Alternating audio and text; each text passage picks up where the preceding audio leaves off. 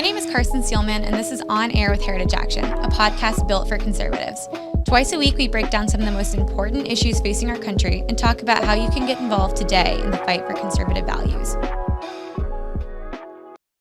As we close out 2022, I want to take some time to celebrate some of the major wins conservatives have had this year, thanks to our grassroots activists.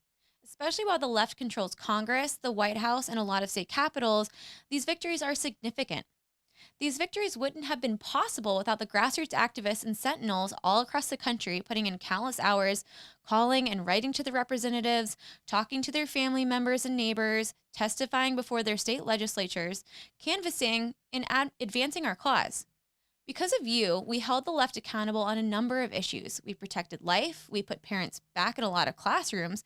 We held financial institutions accountable for pushing woke ESG policies. We defeated key liberal priorities in Congress and found new ways to engage with the Biden administration. This list of 5 victories by no means accounts for everything we all did in our fight this year, but I think these are some pretty good examples of the impact that your work has had both in Washington and in state capitals all across the country. First, and most recently, we defeated the EAGLE Act. The EAGLE Act was a bill in the U.S. House that would have lifted per-country caps on certain visas. In doing so, provisions in the bill would have also allowed for a massive increase in chain migration and would have given the Chinese Communist Party a free pass to continue their espionage and intellectual property theft here in the United States. Heritage Action sounded the alarm on the terrible provisions in this bill, but the grassroots community did an amazing job of mobilizing and contacting the representatives in Congress. As a result, Speaker Pelosi had to pull the bill from the House floor 3 times because she didn't have the votes to pass it. On the third and final time she delayed the bill, she delayed it indefinitely, marking a huge victory for the conservative grassroots community. While we defeated bad legislation, we also saw great legislation pass in a lot of places. For our second victory of 2022, in the states, we saw incredible momentum and results from the parental rights movement. In state legislatures, parents spoke up and legislators listened. In Florida, despite the relentless smear campaign from the left, one of the most solid parental rights bills was passed and signed into law by Governor DeSantis. The bill was simple. It solidified Florida parents' rights to be aware of and involved in crucial decisions regarding their children. Public schools should not be allowed to teach inappropriate sexual content to children as young as 5, and they are certainly not allowed to try and replace the role of parents. And as the parental rights movement grew, it also made major headway on school choice policies. As woke teachers' unions and school boards started getting more out of control, parents started demanding new options for their children. In Arizona, we saw the nation's strongest school choice policy pass and defeat a referendum effort from school choice opponents. Thanks to the grassroots activists and the Decline to Sign campaign, Arizona's historic law allows every family in the state to join the Empowerment Scholarship Program, or ESA program, and receive over $6,500 per year for each of their children to use at the education institution of their choice.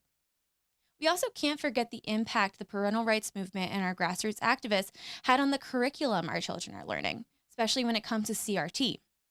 In addition to some other great education bills, like a parental bill of rights and an expansion of private school tax credit scholarships, Georgia led an important charge on fighting CRT in the classroom. Their fight against CRT was one of the grassroots community's most monumental victories in the entire southeastern region for this year. Heritage Action was so honored to be a part of this fight, hosting parental rights symposiums coast to coast. After our first event in California, we saw how energized parents and activists were and how ready they were to make a difference. We held several more parental rights events across the country, including in Virginia Beach, which was not far from one of the biggest success stories for the movement, Loudoun County. In Loudoun County, Heritage Action Sentinels helped facilitate a number of rallies and watched as parents got justice with the former superintendent's indictment. As we celebrate the parental rights movement and its victories in 2022, we know that there are only more good things to come in 2023.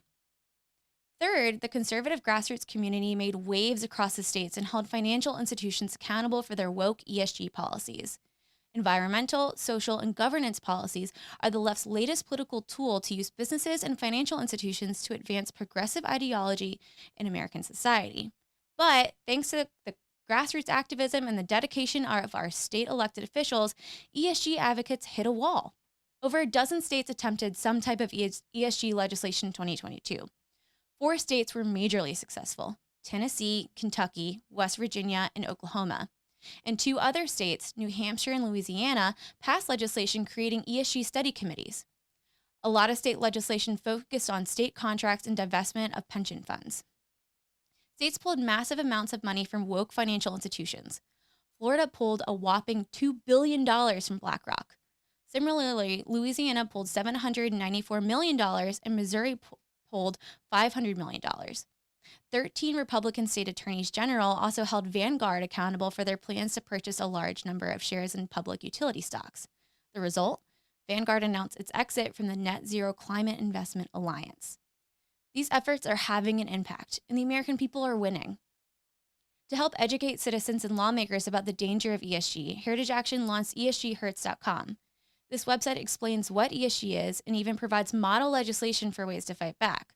So if your state is not on that list of those who have enacted anti-ESG laws, make sure you check it out and ask your state officials what they're doing to fight woke ESG standards. Fourth, conservatives found new ways to get engaged. This one is especially important because it is a tactic that is relatively newer to the conservative grassroots community. On every topic from Title IX to labor rules, conservative grassroots activists were making their voices heard. This is also especially important because the Biden administration has been attempting to implement major policy changes unilaterally and without proper input from the American people. The public comment effort started back in late 2021 with Heritage Action activists submitting 25,000 comments against the vaccine mandates, and the effort only grew from there. In May 2022, activists submitted 24,000 comments against Biden's redefinition of sex in Title IX. In June 2022, Heritage Action activists drove 6,000 comments on a radical climate disclosure rule from the SEC, which was a major part of the ESG fight. Most recently, grassroots activists submitted over 7,500 comments on a proposed franchise rule, which was more than 2/3 of the grand total of comments submitted, and more than 9,000 comments on the independent contractor rule. This means that in 2022, Heritage Action grassroots activists submitted over 46,000 comments fighting back against the left's agenda. That is substantial.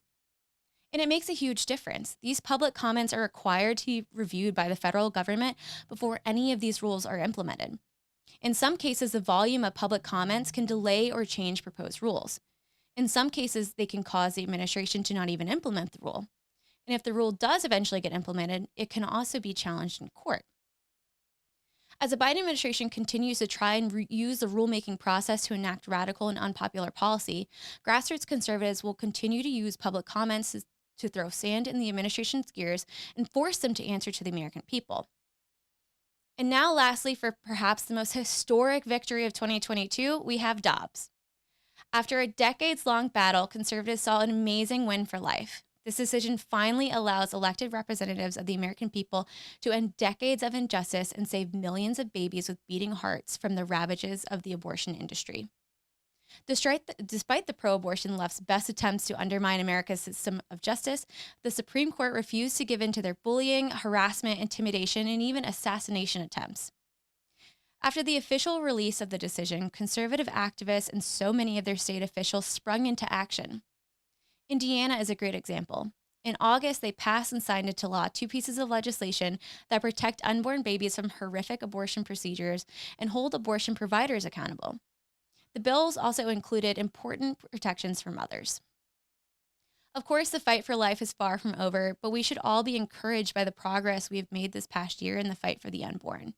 We have a lot to build on, and these new opportunities will present themselves in 2023. Again, this isn't a full list of all of our victories, but this is a pretty strong list considering the liberal majorities in Washington and a lot of our state capitals.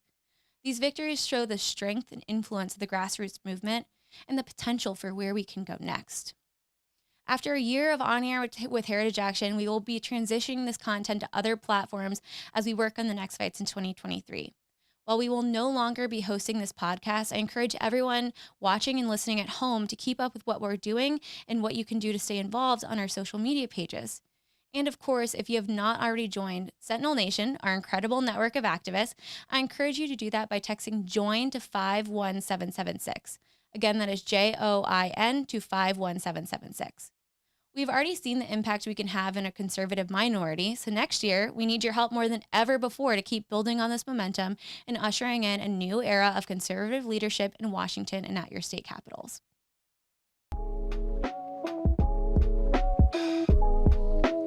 That's it for another episode of On Air with Heritage Action. Thank you for tuning in. If you like what you heard in today's episode, please click the follow button. If you want to receive a text message each time a new episode airs, text podcast to 51776 and you'll never miss an episode. That's podcast to 51776. Hi, it's me again, and we need your help. If you like the insights and activist resources we are providing, please take 1 minute and help us spread the word. Share this episode with friends and family on social media, email, or text. We need everyone's help in the fight to hold Washington accountable. And don't forget, you are also able to subscribe and listen to episodes on your smartphone. Just open up your favorite podcast app and search for On Air with Heritage Action. Click subscribe and download episodes so that you can take them with you on the go. It's the best way to make sure you never miss a thing. Thanks.